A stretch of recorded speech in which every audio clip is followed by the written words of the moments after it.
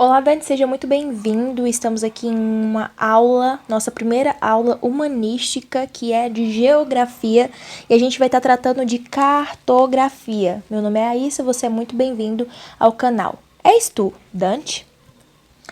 Então, hoje a gente precisa entender o que é a cartografia e o que nela é contido. Hoje nós vamos falar especialmente dos mapas, apesar de a cartografia mencionar a existência de cartas e de mapas, se é a ciência que constrói e forma técnicas para que cartas e mapas sejam feitos. Bem, como já dito, a cartografia é exatamente a produtora dessas duas coisinhas aqui, e a gente precisa entender que essas cartas e esses mapas possuem das mais diversas informações. Então, eu posso representar a quantidade populacional de uma região, de um lugar, por meio dos mapas? Com certeza. Ah, mas eu posso representar quantas mulheres e quantos homens tem no Centro-Oeste? Com certeza. Eu posso construir um mapa, colocar minhas legendas e fazer tudo isso aí acontecer. Por consequência, diante dessas diferentes informações, é possível que haja vários objetivos dentro desses mapas, seja para construir algum conteúdo para o IBGE, por exemplo, e outros afins. Finalidade é o que não falta para os mapas e para as cartas que são construídos pela cartografia. E, ainda assim, ambos possuem variadas complexidades, ou seja, não tem só aquele mapinha básico que representa a quantidade de mulheres e homens dentro da região Centro-Oeste, mas tem também a quantidade de mulheres com cabelo castanho e a quantidade de mulheres com os olhos verdes, e a quantidade de homens que têm barba e a quantidade de homens sem barba, das mais variadas complexidades, seja lá qual for a informação que você estiver tentando abranger dentro de uma carta ou mapa, pode ter certeza que você poderá fazer. Mas você tem que ter aquele cuidado, porque se a cartografia é uma ciência, nada mais pode faltar em uma ciência do que a observação. Tudo é empírico, então não vai tirar alguma coisa da sua cabeça e tentar colocar na cartografia. Não é assim que acontece, tudo é baseado em informações verídicas, fatos. Sendo assim, hoje nós vamos falar apenas dos mapas e o que neles é contido. Primeiro, nós precisamos entender que os mapas, eles são desenhos representativos da Terra. Então, por consequência, eles vão colocar toda essa esfera terrestre de uma maneira plana, seja no papel, seja no computador, mas precisa ser plana a superfície, porque o mapa tem este objetivo. E o mapa também é objetivo o quê? Conhecer melhor a área. Ou seja, eu tenho que conseguir ver aquilo ali da maneira mais real possível, porque eu preciso ter noção de como é aquele lugar, quais as curvas daquela rua, quais os obstáculos naquela barreira, enfim. Eu preciso conhecer de fato a área a que eu vou percorrer ou que eu simplesmente quero saber como é. E os mapas abrangem, incluem uma compreensão geográfica. Compreensão geográfica se detém ao conceito de que não pode faltar humanos. Então, não há geografia sem humanos. Por isso é uma ciência humanística, com certeza. Então, os mapas compreendem geograficamente o espaço e a interação humana, tanto entre si, ou seja, humano com humano, quanto com o meio, ou seja, seres humanos com o lugar em que vivem. E aí nós precisamos entender, caros Dantes, que os elementos do mapa são quatro. São 4 elementos importantíssimos, de uma valiosidade tremenda. Vocês precisam entender que o mapa precisa de título, tal como quando você vai escrever um texto, você precisa de um título para se aplicar a decorrer aquele texto, a fazer aquele texto acontecer.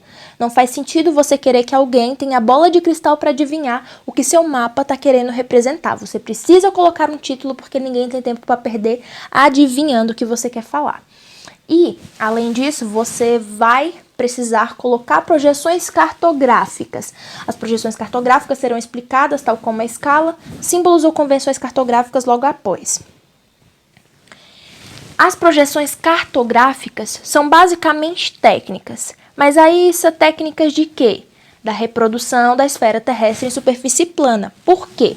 Se eu disse que um mapa só pode ser representado em superfície plana, eu preciso de técnicas para isso, porque, afinal de contas, a Terra não é plana. E se eu preciso representar em uma superfície plana, eu preciso de algum invencionismo para que eu consiga achatar essa Terra sem deformar tanto. Deformar vai, com certeza. Porém, eu preciso minimizar essas distorções. E aí, eu tenho 5 projeções cartográficas vigentes. Tem mais projeções cartográficas? Com certeza. Principalmente das que eu vou abordar no próximo slide. Porém, eu preciso que vocês se concentrem nas 3 principais e nas 2 que eu vou falar logo após. Prestem atenção. Nós temos a plana ou azimutal, que costuma representar a Terra em 2 divisões, norte e sul. Ou seja, costuma representar polos. Aí, nós temos a projeção cônica. A projeção cônica tem o objetivo de representar partes mais específicas, tais como regiões, cidades, enfim, as partes menores. Ela tem esse objetivo de tratar de minúcias. E nós temos a projeção cilíndrica. A projeção cilíndrica tem como maior objetivo representar os paralelos e os meridianos. Meridiano de Greenwich, os paralelos tais como os trópicos e afins. E aí eu falei que estes 3 aqui são os principais, mas eu preciso entender que tem vários autores que projetaram. Então, eu vou tratar dessas 2 principais projeções aqui, segundo seus autores, Mercator e Peters. Mercator, ele tinha uma visão assim um tanto quanto eurocêntrica. Então, ele basicamente pensava, rapaz, a Europa é tudo, hemisfério norte é que vale a pena. Então, ele decidiu representar com mais privilégio. Como não é nada atual, né? Representar com mais privilégio essa parte europeia e de hemisfério norte. Já o Peters, não esquecendo que houveram outros autores, houveram outros projetores, porém vamos tratar aqui só do Mercator e do Peters. O Peters resolveu assim, gente, eu sou democrático, não gosto dessa visão privilegiada da Europa, então eu vou democratizar todo mundo aqui, todo mundo vai ficar de um jeito visível, todo mundo vai ficar sem muitos privilégios, todo mundo vai ficar igualzinho. Ou pelo menos com equidade, né? Aí nós entendemos as projeções cartográficas e seus projetores principais, mais vigentes.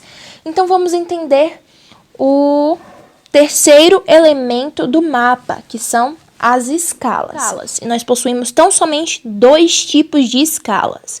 A escala numérica e a escala gráfica. E para que servem as escalas, Aissa? Para referência. Eu coloquei aqui ao contrário, é tamanho representativo e tamanho real, porque primeiro vem o representativo, depois o real. Essa é a ordem e ponto. E aí nós precisamos entender que as escalas numéricas são frações, porque qualquer divisão é uma fração.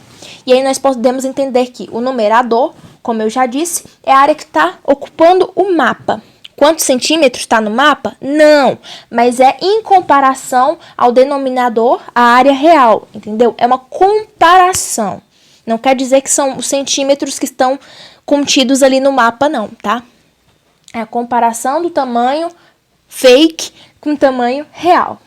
E aí, nós temos de entender que a escala gráfica é basicamente desenho. Você tem esse desenho aqui, tal como um tabuleirinho de xadrez, representando os tamanhos. E você tem esse desenho aqui que parece um garfinho de catar feno, também para representar o tamanho. Escala gráfica, desenhos, escala numérica, frações. Beleza?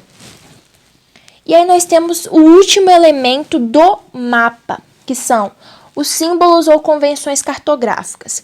Qual que é o objetivo deste elemento? Aissa, vamos lá. Você tem que visualizar o mapa, não tem?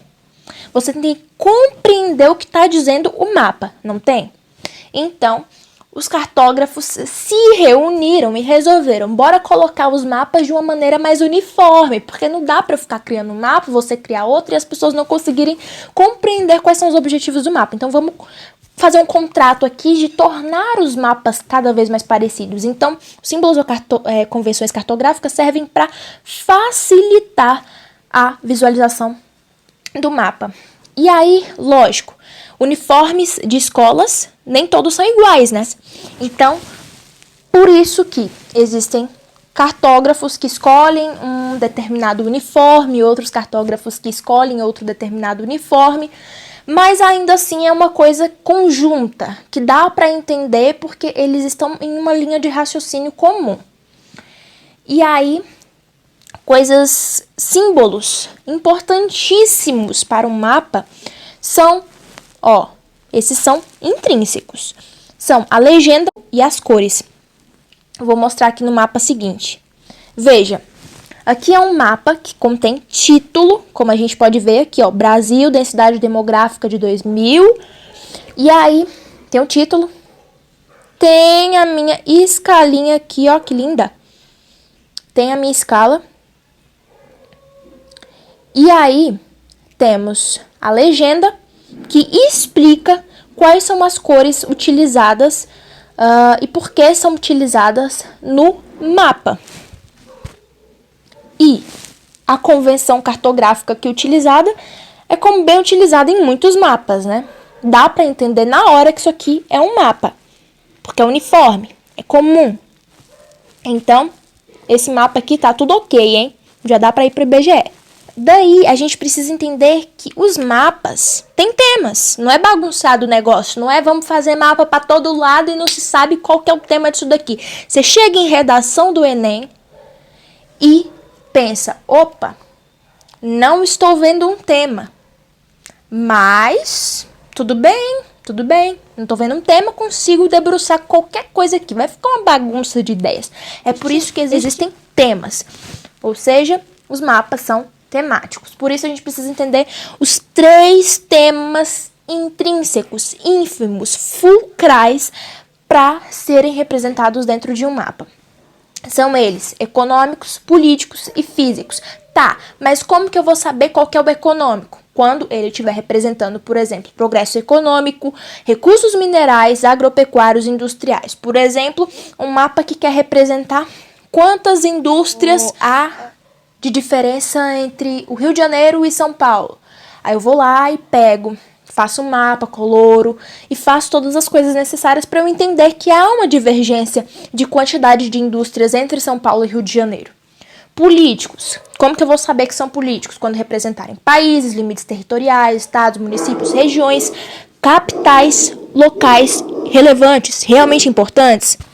Por exemplo, quando eu quiser representar as fronteiras do Brasil e Paraguai, por exemplo. E como que eu vou saber que são físicos? Quando um ou mais aspectos da natureza forem representados. Tais como relevo, vegetação, clima, rios, altitudes. Ou seja, quero saber se Brasília é realmente um planalto. Vou descobrir agora. Vou fazer a comparação do Ceará com Brasília e descobrir se é um planalto ou se não é um planalto, por meio de cartografia, por meio de mapa. Então, quais são os principais temas de mapa? Econômicos, políticos e físicos. É só vocês olharem para essa definição aqui, que vocês já encontram a resposta dos temas do mapa de vocês. É necessário constar que essa aula foi baseada numa aula do professor Acácio Martins em slide, por meio do SlideShare no LinkedIn. Então, eu agradeço vocês por terem assistido ao meu material, espero que vocês tenham gostado e espero vocês para a próxima, meus caros dantes.